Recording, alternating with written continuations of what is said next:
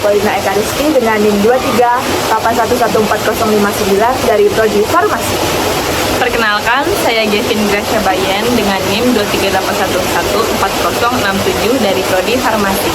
Perkenalkan, nama saya Maria Almarofilas Putri dengan NIM 23811405 dari Prodi Farmasi.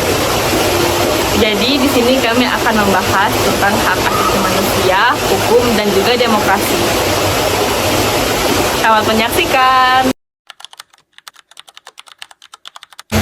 Menurut pandangannya Gre, apa sih yang dimaksud dengan HAM itu?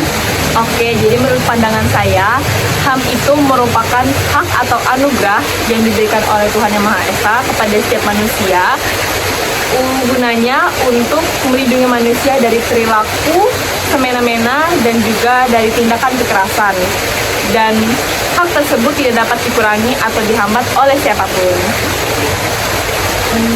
Oke. Selanjutnya itu menurut pendapatnya Osi, apa sih yang dimaksud dengan hukum itu?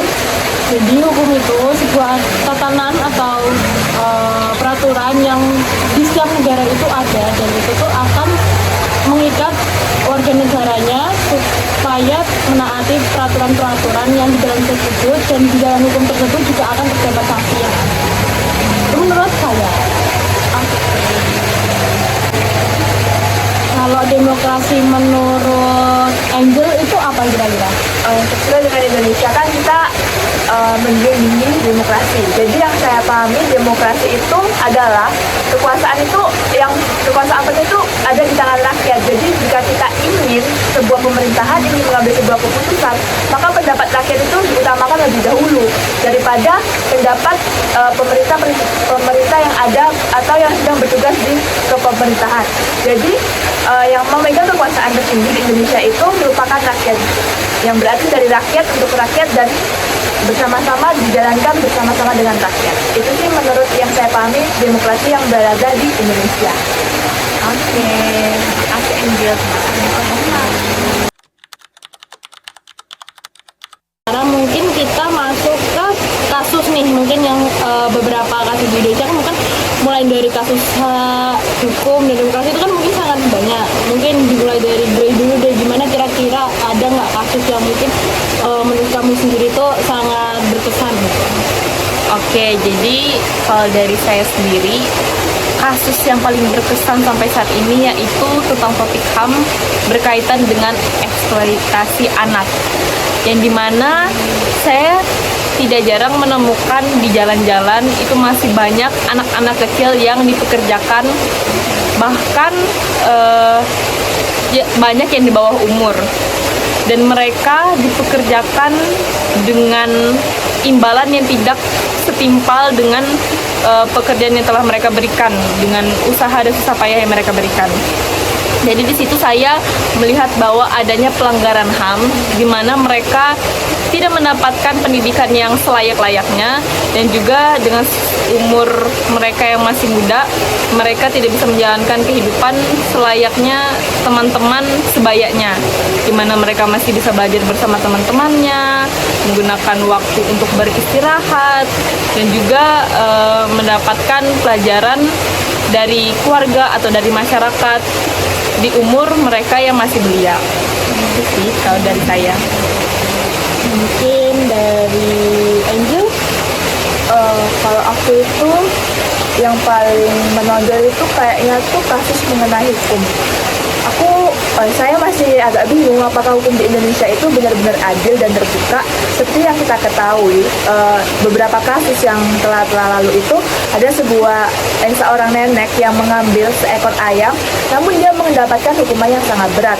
Tetapi yang belum lama ini kasus yang sedang gempar yang terjadi di Indonesia yaitu pembunuhan dengan kasus Verdi Sambo.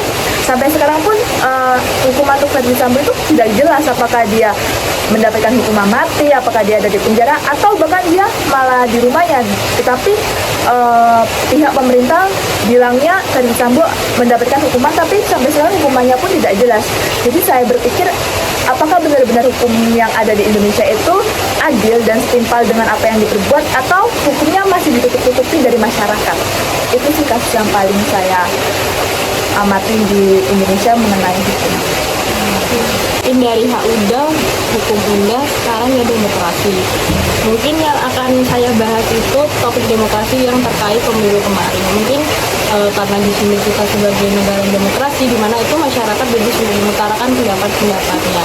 Tapi mungkin beberapa statement juga ada yang mungkin mengatakan bahwa ada salah satu paslon yang mungkin membungkam pendapat-pendapat lain.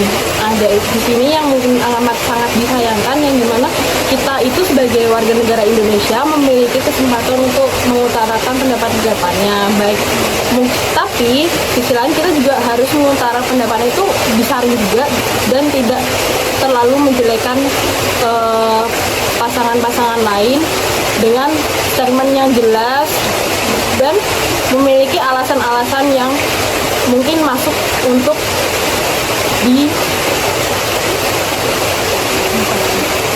dinyatakan oleh orang-orang lain yang melihat statement kita. Oke, mungkin setelah kita dengar kasus-kasus yang sudah kita sampaikan tadi, mungkin kesimpulannya itu peran pemerintahan di Indonesia ini juga sangat penting supaya dapat menerapkan hukum yang ada di Indonesia, terutama hukum mengenai hak asasi manusia.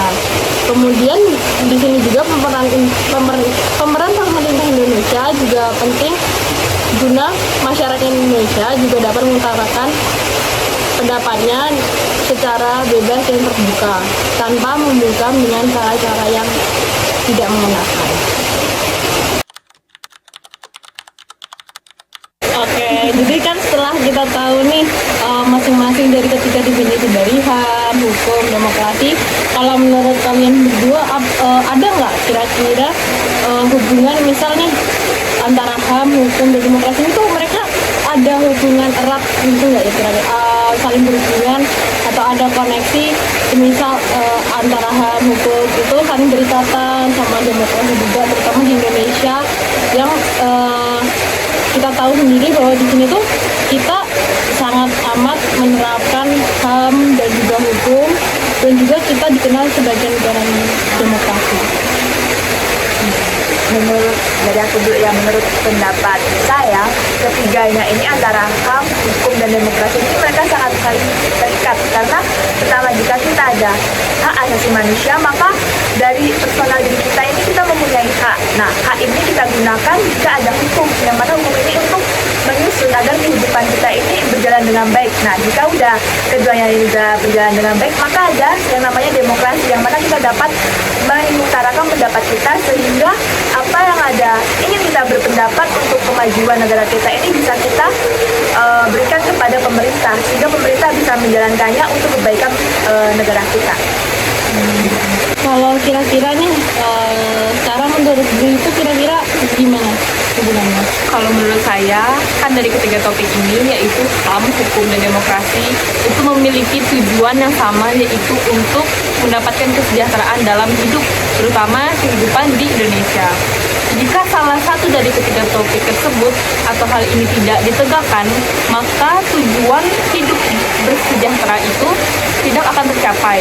Karena jika HAM tidak ditegakkan, jika demokrasi tidak ditegakkan, dan jika hukum tidak ditegakkan, maka kehidupan ini akan lepas kendali dan tidak teratur sesuai yang telah ditetapkan.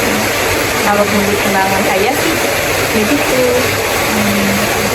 Dari Angel, dari gue, terakhir dari saya. Kalau dari saya pribadi, hubungan antara hak asasi manusia, hukum, dan demokrasi itu juga mungkin sangat berhubungan erat, terutama di negara kita yang basicnya itu merupakan negara hukum dan negara yang sangat demokrasi.